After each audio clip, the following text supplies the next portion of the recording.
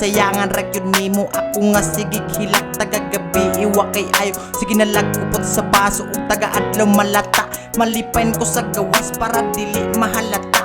Nga bisag na ay problema gipugos ang pagkatawa. Nangita ko pa maagi para malimtan lang tika.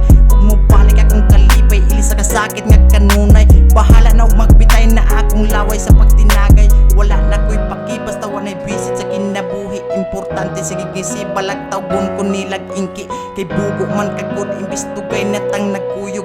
Napulan na kapod mo nang imuha kong gibat mo. Pero okay raman ako bisag wala na ko'y ikaw. Kay dali sa kong natagpo sa imong pagkahalimo. Maong karon ikaw na pud ang magbukod sa imong gibiyaan. Kung ganahan ka pa sa ilon luhod sa akong atubangan. Imong istorya hindi katuuhan ako na lang nang sakay-sakayan. Kinagtupod ka siguro mo daw at pakos imong batasan.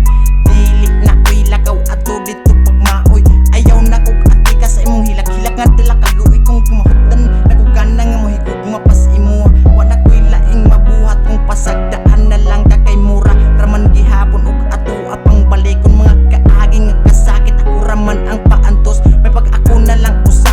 Kay wala pa ko'y problema pirmi pang magkatawa. Basta naa ang mga barkada kaysa una gitinaro ka. Pero wako ni mo tarong nga unya karon makibalik ka palihog. Ayaw na kog sa muka kay wala na ko'y problema sa akong dughang gidala.